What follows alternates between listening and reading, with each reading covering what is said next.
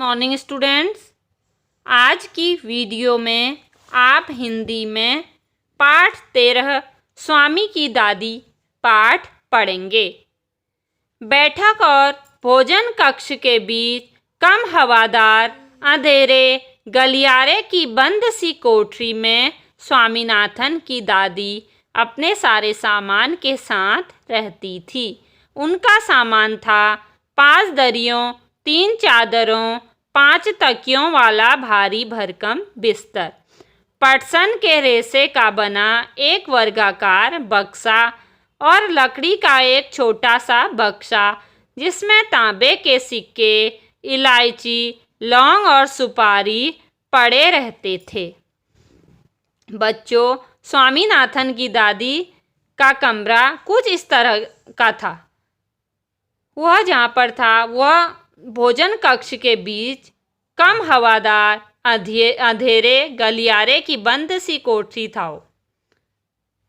वहाँ पर स्वामीनाथन की दादी अपने सारे सामान के साथ रहती थी।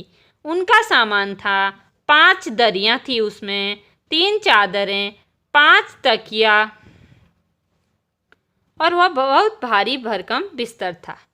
और उसमें एक वर्गाकार बक्सा था जो पटसन के रेशे का बना हुआ था और एक लकड़ी का भी बक्सा था जिसमें तांबे के सिक्के, इलायची और लौंग और सुपारी पड़े रहते थे। रात के भोजन के बाद स्वामीनाथन दादी के पास उनकी गोद में सिर रखे लौंग इलायची की गंध भरे वातावरण में अपने को बहुत प्रसन्न और सुरक्षित महसूस कर रहा था।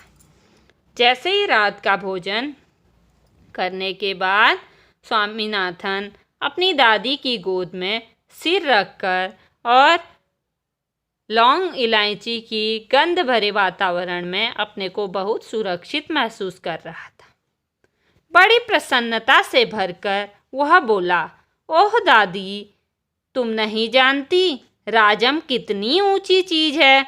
उसने दादी को राजम और मणि की पहले दुश्मनी और फिर दोस्ती की कहानी कह सुनाई। स्वामीनाथन बहुत खुश था। वह बहुत प्रसन्नता से भरकर बोला, ओह दादी, तुम नहीं जानती राजम कितनी ऊंची चीज है। राजम उसका दोस्त था। उसने दादी को राजम और मणि की पहले दुश्मनी और फिर दोस्ती की सारी कहानी कह सुनाई।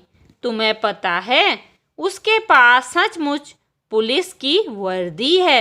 स्वामीनाथन बोला। अब स्वामीनाथन बोला, तुम्हें पता है मेरे दोस्त राजम के पास सचमुच की पुलिस की वर्दी है।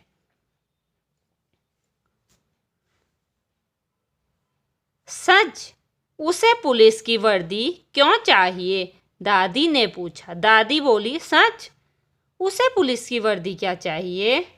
उसके पिता पुलिस अधीक्षक हैं। वह यहाँ की पुलिस के सबसे बड़े अफसर हैं। दादी काफ़ी प्रभावित हुई। वह बोला कि उसके पिता पुलिस के अधीक्षक है। वह यहाँ की पुलिस के सबसे बड़े अफसर हैं। यह सुनकर स्वामी की दादी बहुत प्रभावित हुई। उनका सच में काफ़ी बड़ा दफ्तर होगा। दादी बोली, तब तो उनका काफ़ी बड़ा दफ्तर होगा।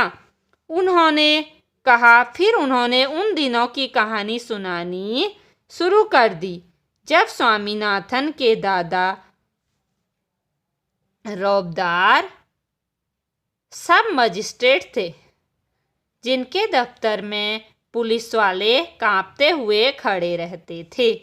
अब दादी उस कहानी को सुनकर बहुत प्रभावित हुई और उन्होंने स्वामीनाथन को उस समय की कहानी सुनाने के लिए तैयार हो गई जब स्वामीनाथन के दादाजी सब मजिस्ट्रेट थे और बोली, तुम्हारे दादाजी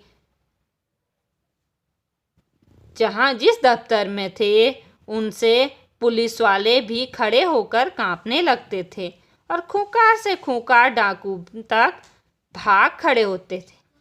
स्वामीनाथन अधीर होकर उनकी कहानी खत्म होने का इंतजार करने लगा, लेकिन दादी बोलती ही गई, इधर उधर भटकती हुई और अलग अलग समय पर घटी घटनाओं को गडमड करती हुई रही।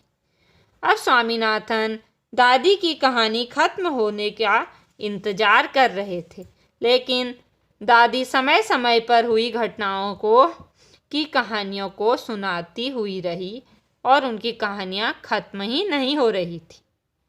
बच्चों, अगला पाठ आप अगली वीडियो में पढ़ेंगे।